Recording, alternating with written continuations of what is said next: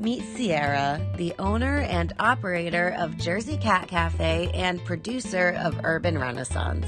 She has tied her love for community building and caring for animals into her not-for-profit organization. Watch the rest of this video for an inside scoop of what goes into running this type of organization and all the unforeseen circumstances she has experienced along the way. Hit that subscribe button to continue to support my mission to showcase other community leaders, and click the link in the description of this video to donate to Sierra's mission to save the cats. All up in the Nolaverse, all up in the Nolaverse. There's community, fashion, entertainment, and play. What are we going to do today? Up in the Nolaverse. Hello, magical misfits. It's your girl Nola Buddy and my friend Sierra. Hello. And welcome back to the Nolaverse. You've seen Sierra before if you are a regular at the Nolaverse. I have documented at many of her events, and I did an interview with her husband Freddie, also known as Ace Cadet. But now it is your time to shine because you are such an amazing woman. Thank you. And we have so much to talk about. So Sierra is the owner and operator of Jersey Cat Cafe, which is her cat rescue organization. And you're getting ready to open up your second location, right? It's the second space that we've had. The first space didn't work out because of the pandemic, and so we're going to be in Jersey City, and we've been renovating for a while, and we're finally going to open very, very soon. Yes, and you have teamed up with a organization that's been around for quite some time now, right? Yes, Final Hope Rescue. What is it like teaming up with another organization? Well, the organization is run by Dina Salvatore, and she is a literal angel on earth who her whole passion and reason of being is to help cats and animals and people. It's been a wonderful collaboration to work with her. She is extremely inspiring. She motivates me to want to do more for the cats and for everyone, because 6 days a week she works with autistic children, and some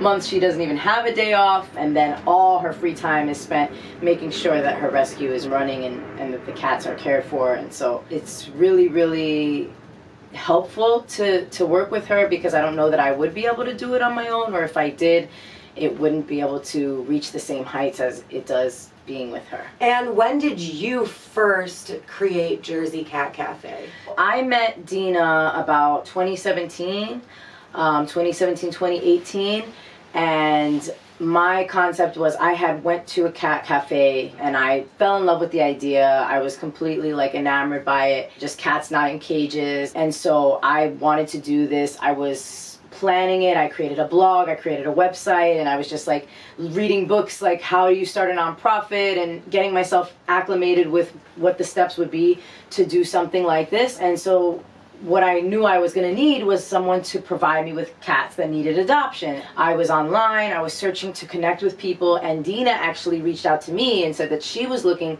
to make a cat cafe. She already had a cat rescue, and she reached out to me and we met, and she actually was like, well, I don't want to just provide you with cats. I want to go half with you on everything. I want to like make sure this happens.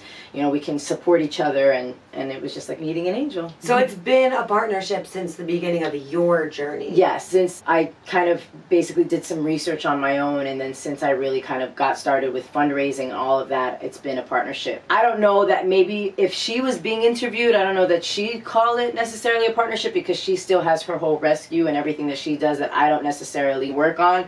But for me and what I do, it's certainly a partnership. And it sounds like she's even a bit of a mentor. Yes. Since she's been doing this for so much longer than you. Absolutely. Before you got inspired from a cat cafe that you saw, would you say that you have a history of an interest in rescuing cats? Yeah, so I have always had cats growing up. I've always like brought home cats that I found outside and like, can I keep this cat and things like that. And so I've Testing always, your parents. Yeah, I've always loved cats. I was actually really afraid of dogs when I was little, and so my parents tell me that I got bit by a dog when I was little. I don't actually remember that happening, but I think that's what made me afraid of them. I love dogs now, But I was a cat person always growing up. I always had an affinity with animals as well. Like if I had to pick something in the world that's my favorite, it definitely would be animals generally. I love animals. It's my passion. So I know that being a community leader is also really, really important to you.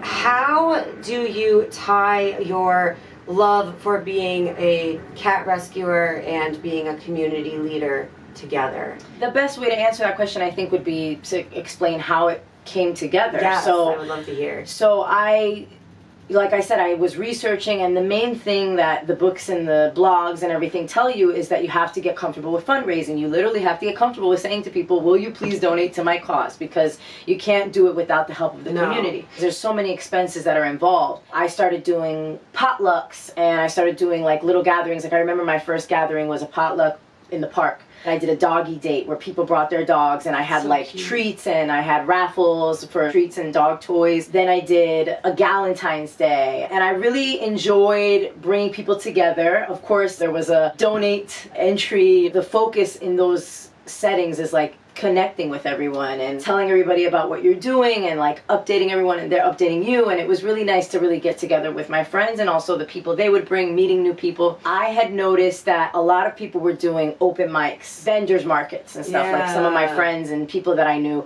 So I was like, let me try doing something like that. And so I put together my first event where there were vendors and performers. And I remember I was in a group chat with all the people that were going to be performing and vending, because at that point it was still small enough that we all fit in one group chat. And I asked, what should we name this? And we all together really came up with the name Urban Renaissance. Because someone said Renaissance, the renewal, like a revolution. The revolution of art. And then somebody else was like, what about urban? Because like we're in the city. And then I really like that, because urban, a lot of people have like a negative connotation with the word urban, especially like in more upscale neighborhoods. They'll associate the word urban with something negative. And so putting that word together with Renaissance is like a renewal of this community, I love that. Yeah, and so I really love that name, and I love that we all came up with it together. Like people were throwing out different ideas, and everybody was like, oh, I love that. And so we agreed together.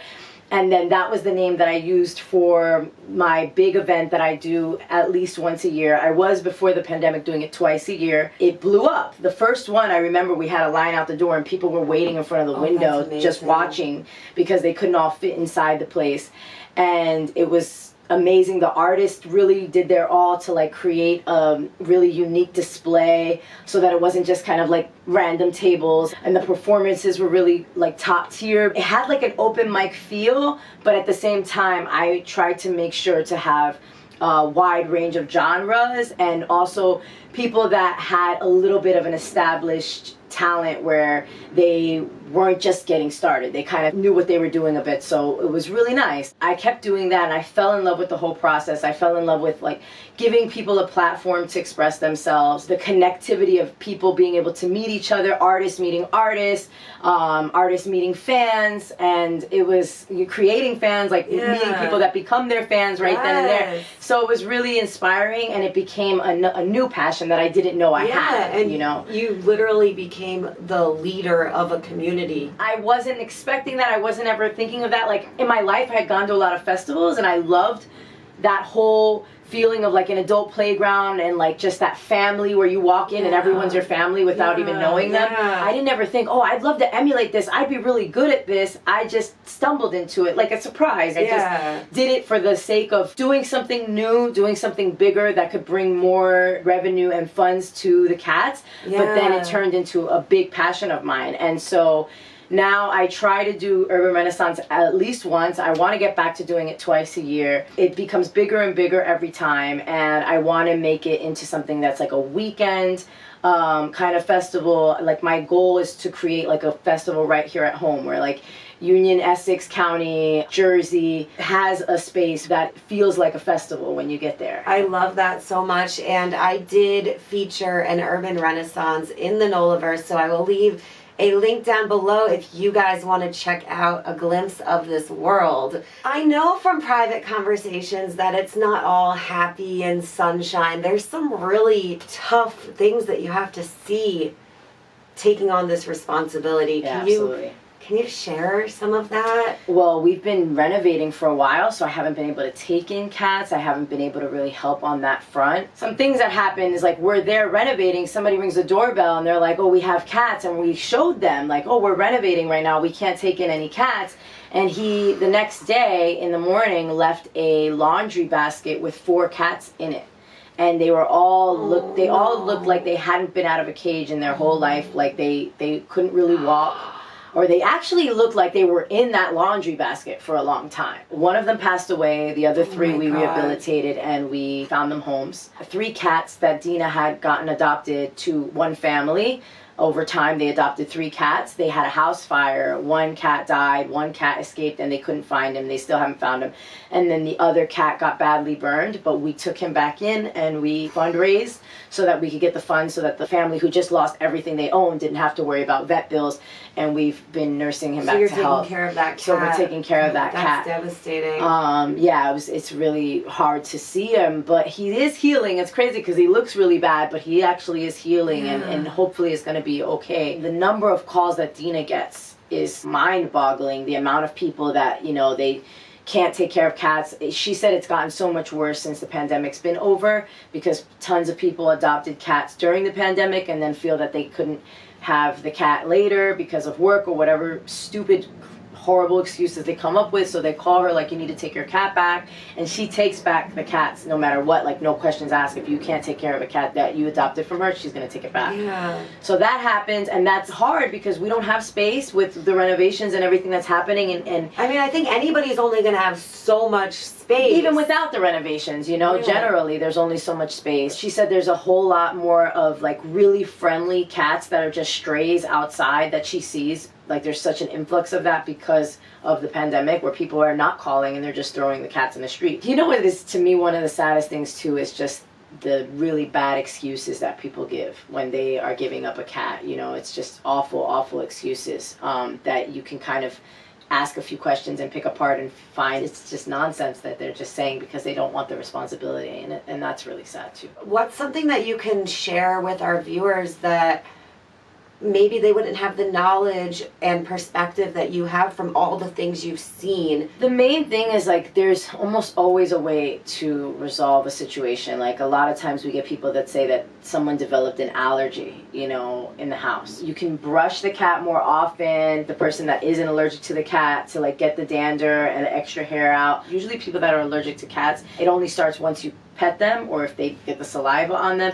So just being more precautious. I feel like your automatic response shouldn't be to get rid of the cat. It should be, how can I adjust things to see if it gets better? Cat behavior. So sometimes people want to let go of a cat because the cat is like peeing on things or scratching things. So usually that means that a cat needs to be stimulated more. They need you to play with them. So you need to take some time to play with the cat, get cat toys, try different cat toys. Laser point toys usually really helpful because they run a lot and get themselves tired. There's cat wheels that you can get so they can run it in the cat wheel like a hamster wheel. They actually really like those. How can you stimulate the cat to make them less rambunctious, less destructive? I never want to hear that it's because of a job or I can't give the cat the proper attention, because a cat's always going to have more attention in someone's home one-on-one than if they're in a shelter or if they're out on the street, God forbid, if you throw them out. The other thing is, do your due diligence to try to find a foster or someone that might want your cat. Like I feel like people automatically will just get rid of the cat or bring it to a shelter. Not everyone's like Dina where they take the cat back. So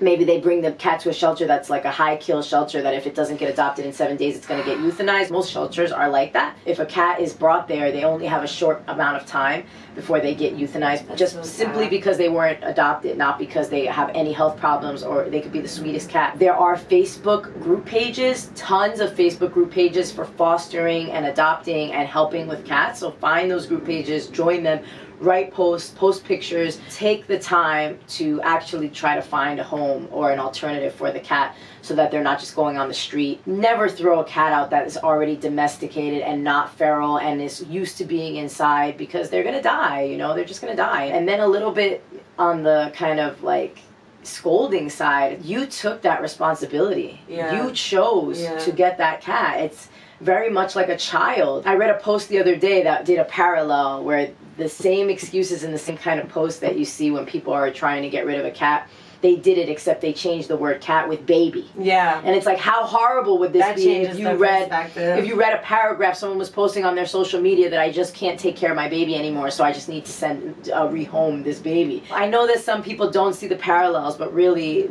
this animal, it is, you know, like, it is your baby. Yeah, it is yeah. a baby. How do you vet people that come in to try your best to prevent this from happening? Yes, so we get 3 references and we call them. We do a home check. We speak to the person, you know, we meet the person. We check their social media, because believe it or not, like, people will actually, they'll check out in every other way, but then you look at their Facebook and they like reveal themselves to be a not so stable or trustworthy kind of person, based on the things that they're saying or posting or what other people are saying to them. And so that's something that we do, just like really kind of like talking to them and like asking certain questions to really see where their head is at and how they feel and what they think, because a lot of times a person that is maybe not going to be the best cat parent will reveal that truth within the answers to the questions that we'll ask. When you run into people that will not be the best cat parents, what do you say to them? I actually haven't done that part, because when a cat is getting adopted, Dina takes care of that part. Yeah. So I actually don't know what she says. I don't know if she just doesn't call them back, because she also has to think about, like, people are crazy. You know, people will, like, they know where her rescue is, so they can come and be dangerous. You also have to be really careful, because people will pretend and disguise themselves to be a good person, and they actually really want to use their cat as, like, bait for their dog fights. Or around October, we won't adopt out black cats. We'll do black cat awareness. We'll talk about the black cats. We'll set you up for an adoption later,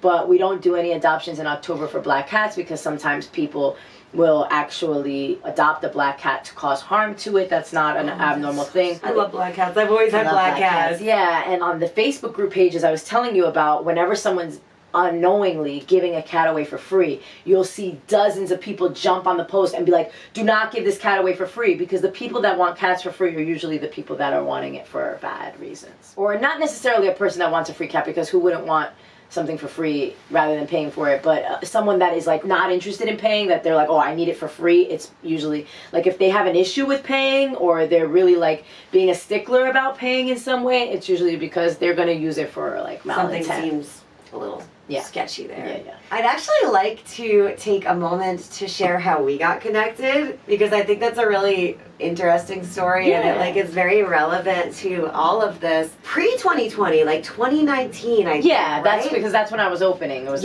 right before the pandemic. So 2019, when you were opening your first Jersey Cat Cafe location, there was a Craigslist ad Sierra posted looking for people to do workshops and performances, and I'm always looking for local places to take my classes, to take my shows. So I had responded to that, and Sierra and I actually got on a FaceTime call, and we hadn't even met yet, and unfortunately we never got the chance to do the collaborations that we had discussed, but we really liked each other's energy. And we met for the first time at an Urban Renaissance event in October 2020. Yes. Do you remember which number Urban Renaissance that was? 5. Yeah, 5. So Urban Renaissance 5, and I actually vended my vintage.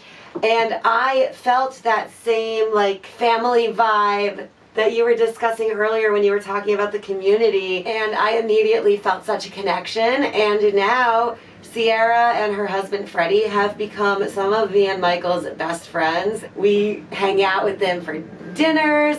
We have gone on their camping trip that you guys do. A lot of the people that were at that camping trip you've met through this community too, right? Yes. With that story said, do you have plans to bring shows and workshops to this new location? This space actually has a big front outdoor space, and then she has a big backyard with a terrace. It's like spiral stairs to go up, and then there's seating area on the bottom.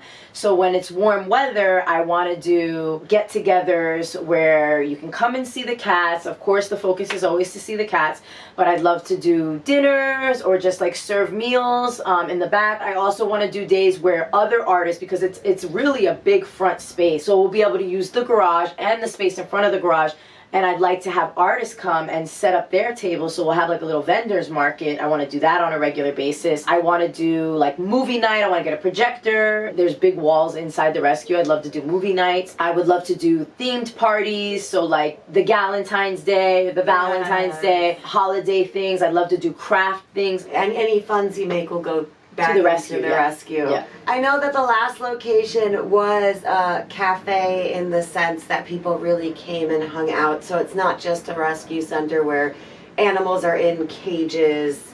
You can really sit and hang out with the animals. Is this location going to be similar to that as well? Yes. So the whole point of like why it's called a cat cafe is the cats are free roaming and not in cages. And the reason why this is such a cool idea is because cats that are in cages are being held captive. They're not happy. You know, they're not their true selves or true personalities. You don't get to see their real personalities. All they want is to just get out. So you're not really getting to know a cat. But if you are in a space where the cat is free roaming, they're able to connect with you. They're able to, you know, give you the hugs and you give them the pets and it's an even exchange of love. You see who you get along with. They pick you and you pick them. I love that. You know, that's so beautiful. Yeah, you'll have people that came just to hang out and they end up falling in love with a cat and adopting a cat. That's happened, you know, even in the small amount of time that we were open in Roselle, there were people that just came to visit and then they fell in love with a cat and adopted a cat. So it's going to be the same concept. We will have some cages, which we didn't in the original spot, because the original spot we would only have 10 cats at a time maximum. Oh, okay. This space will probably have 60 cats maximum because it's so much bigger. There's so many more rooms. There's so much more space for cat litter boxes, all of that. So because of that, when you do see a cat in a cage at Jersey Cat Cafe, it means that the cat either was adopted, so we have to separate them because before they can go to their forever home, they have to have a recent fecal sample. They have to have testing just to make sure that they're all set to go to their forever home. The other reasons why we'll have a cat in a cage is if it's sick or not feeling well or not looking like it's doing so well. Like sometimes we have older cats that they're not necessarily sick. They need to be monitored. We actually have a room that has mostly kennels, so that's where we'll put a cat that's not feeling well or that needs to be quarantined or needs to be under observation. Or kittens. Kittens are not kept with the rest of the cats because they're not neutered right away or spayed right away. And so we have the kittens always separate. Also, just they're so much smaller and like cats fight. Like with that many cats, they end up fighting. You hear cats, you'll hear the cats like, you know, arguing with each other.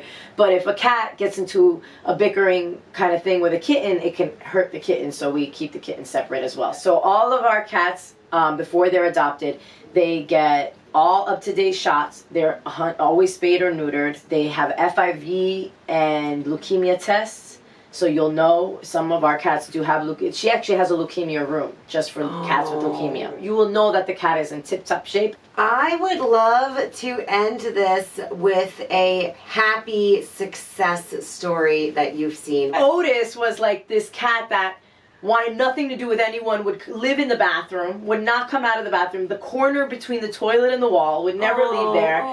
And someone adopted him. Someone was just like, I want this cat, the one that doesn't want anything to do with anybody, and now he's thriving. You know, they sent us pictures, he's doing great. Sweet Pea was like 15 years old and his hair was all falling out because he was super old. Someone adopted him. I never thought he would get adopted because, like, you know, he just looks kind of bad with his hair falling out and stuff. Like, he just had alopecia, I guess cat alopecia or whatever. It was normal. Like, he was healthy. He was just 15 years old.